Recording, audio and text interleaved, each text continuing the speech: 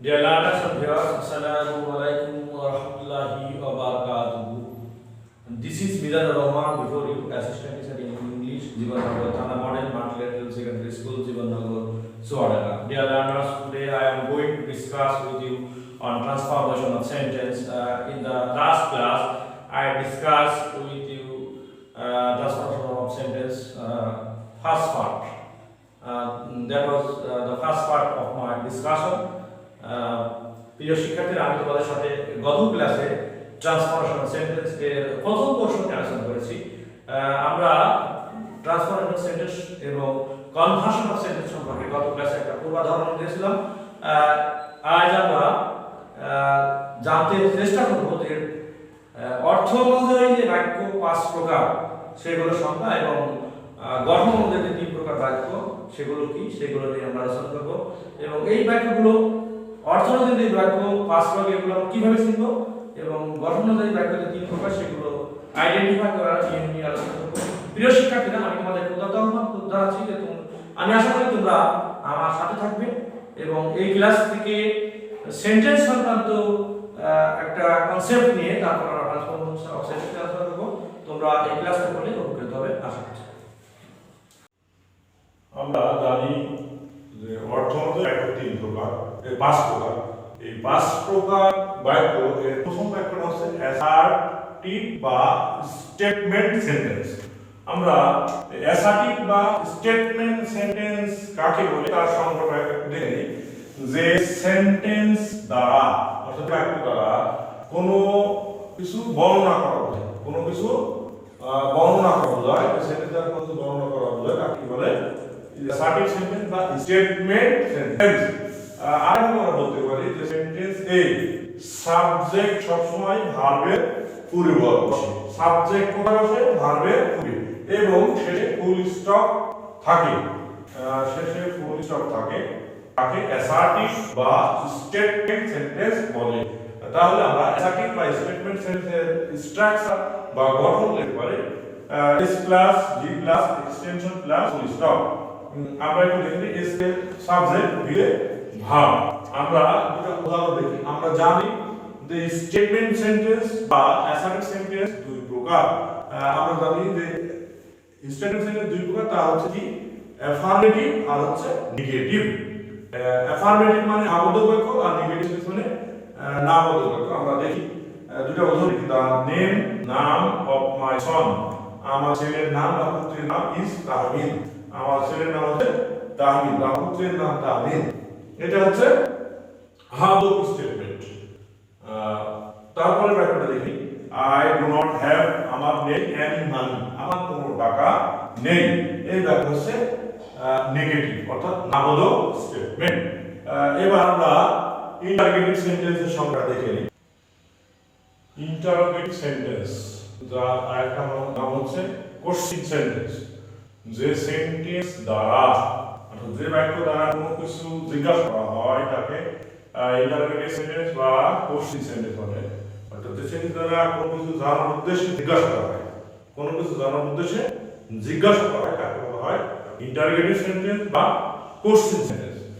আমরা এই আরেকভাবে ইন্টারোগেটিভ সেন্টেন্সকে সংজ্ঞায়িত করতে পারি, সেটা হচ্ছে যে সেন্টেন্স এর সাবজেক্ট, যে সেন্টেন্সের সাবজেক্ট মানে কর্তা সাহায্যকারী ভার্ব বা ক্রিয়া এর পরে বসে। সাবজেক্ট বসে সাহায্যকারী ভার্বের পরে, অর্থাৎ আগে সাহায্যকারী ভার্ব তারপরে সাবজেক্ট এবং শেষে প্রশ্নবোধক চিহ্ন থাকে, তাকে ইন্টারোগেটিভ সেন্টেন্স বা কোশ্চেন সেন্টেন্স বলে। এই স্ট্রাকচার আমরা লিখতে পারি যে অক্সিলারি ভার্ব এস মানে সাবজেক্ট, তারপরে মেইন ভার্ব, তারপরে এক্সটেনশন বা এখানে নোট অফ ইন্টারোগেশন। তারপরে আমরা আরেকটা স্ট্রাকচার দেখে থাকি, সেটা হচ্ছে WH words. WH word who, which, why, how, that, whom, how. WH দিয়ে যে সমস্ত শব্দ গঠিত হয় সেটা হলো ডব্লিউএস ওয়ার্ড। ডব্লিউএস ওয়ার্ড, তারপর অক্সিলারি ভার্ব, তারপরে সাবজেক্ট, তারপরে মেইন ভার্ব, তারপরে এক্সটেনশন, তারপরে বাক্য শেষে নোট অফ ইন্টারোগেশন।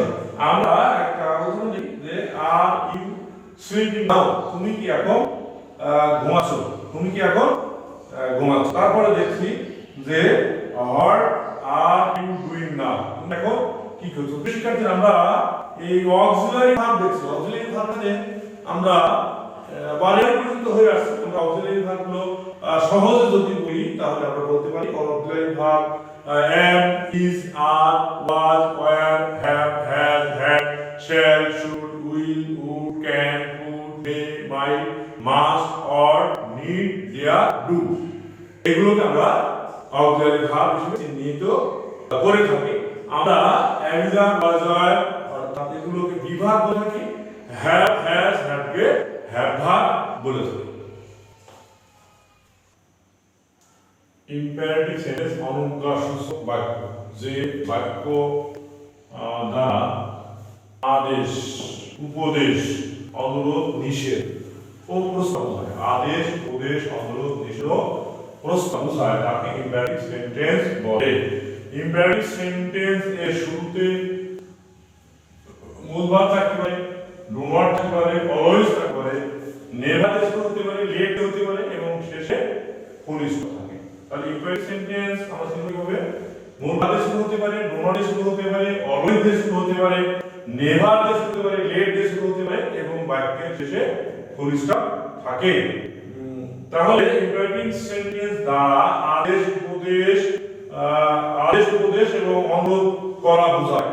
আর কি শুরুতে মূল ভার্ব দিয়ে শুরু হয় সেগুলো কি কি?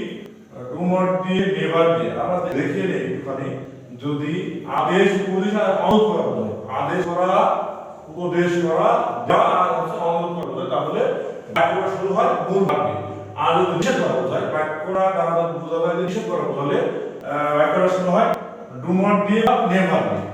এবং যদি অনুরোধ করা বোঝায়, আমরা জানি অনুরোধ করা বোঝালে প্লিজ বা কাইন্ডলি দিয়ে শুরু হয়। PLEAS, প্লিজ দিয়ে হতে পারে বা কাইন্ডলি দিয়ে হতে পারে। তারপরে যদি প্রস্তাব করা বোঝায় তাহলে বাক্যটা লেট দিয়ে শুরু হয়। তারপরে আমরা একটু গঠনটা দেখে নিই। ভার্ব প্লাস এক্সটেনশন এই একটা গঠন। তারপরে ডু নট প্লাস বা নেভার, তারপরে ভার্ব প্লাস এক্সটেনশন। আরেকটা আমরা দেখি let plus subject plus verb plus extension.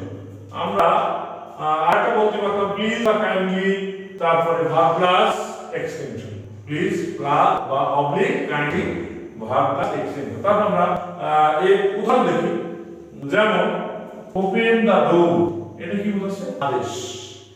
Open দা ডোর, দরজাটি খোলো। Do not tell a lie, do not tell a lie, বলিও মিথ্যা কথা বলিও না, এটা কি? উপদেশ। আমরা যদি বলি do not run in the sun, রোদে দৌড়াদৌড়ি করো না, এটা কি? আদেশ, উপদেশ। আমরা এটাকে আদেশ বলতে পারি। তারপরে প্লিজ, দয়া করে কাম হিয়ার, দয়া করে এখানে এসো। লেট মি গো না, আমাকে এখন যেতে দাও। লেট মি গো না মানে কি? আমাকে এখন যেতে দাও, এটা কি? প্রস্তাব। এটা কি? প্রস্তাব।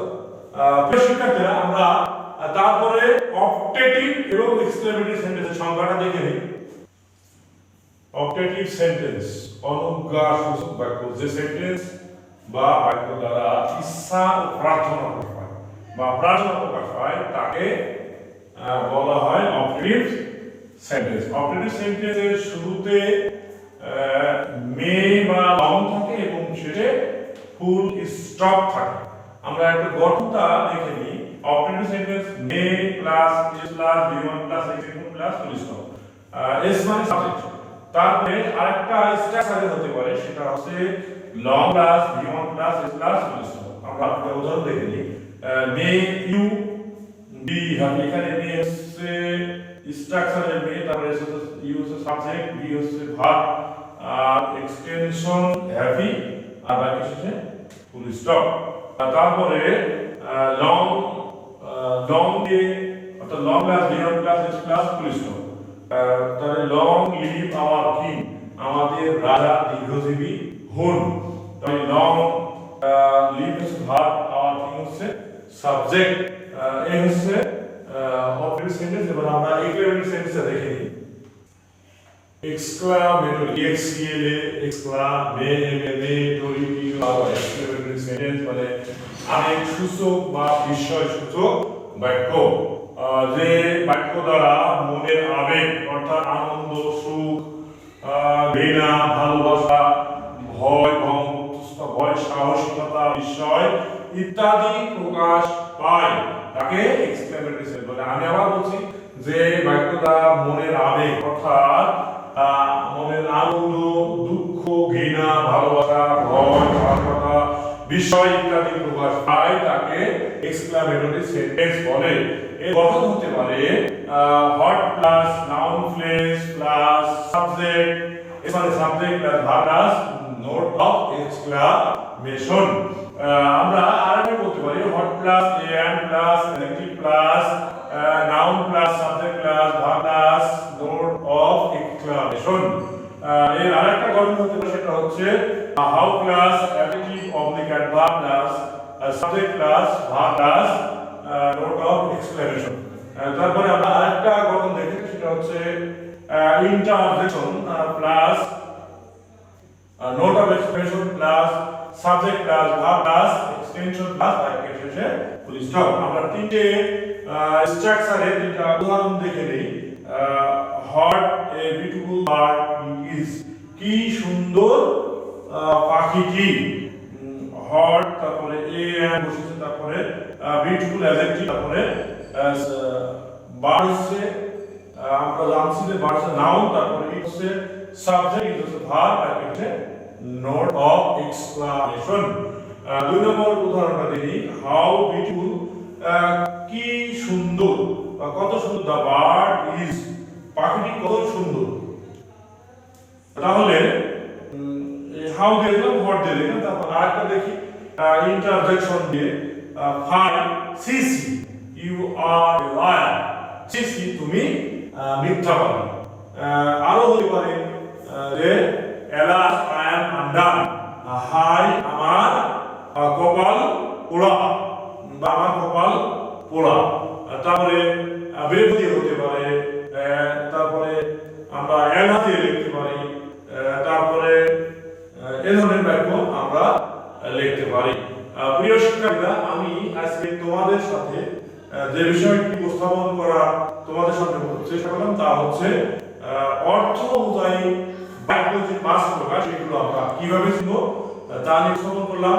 এটা কিন্তু ট্রান্সফরমেশনের অংশ, কারণ আমরা জানি ট্রান্সফরমেশন অফ সেন্টেন্স যদি আমরা ভালোভাবে শিখতে চাই, জানতে চাই, তাহলে অবশ্যই আমাদেরকে যে বাক্যগুলো আগে চিনে নিতে হবে, বাক্যগুলোর স্ট্রাকচার কি, কাঠামো কি, কোন কোন কি কি থাকলে বাক্যে আমরা যে বাক্যগুলো আইডেন্টিফাই, কোন বাক্যটা আইডেন্টিফাই করতে পারবো, এগুলো না জানলে কিন্তু আমরা এক বাক্য থেকে আরেক বাক্যে রূপান্তর করতে পারবো না।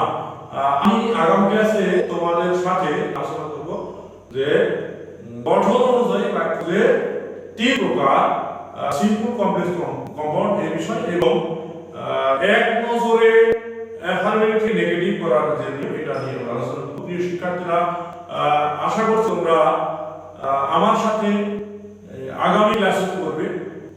আমার মনে হয় যদি ধৈর্য সহকারে, অত্যন্ত গুরুত্ব দিয়ে, মনোযোগ সহকারে ক্লাস করো, ট্রান্সফরমেশন ক্লাসগুলো করো, তাহলে অবশ্যই তোমরা এখানে উপকৃত হবে। সবার উজ্জ্বল সমৃদ্ধ ভবিষ্যৎ কামনা করছি। মহান আল্লাহ তাআলা আমাদেরকে সকলকে সর্বাবস্থায় ভালো রাখুন, সুস্থ রাখুন, আমিন। আগামী ক্লাস দেখার আমন্ত্রণ জানিয়ে আজকের মতো এই ট্রান্সফরমেশন অফ সেন্টেন্স এর দ্বিতীয় পোর্শন অর্থাৎ 2 নম্বর ক্লাস থেকে এখানে বিদায় নিচ্ছি। আসসালামু আলাইকুম ওয়া রাহমাতুল্লাহি ওয়া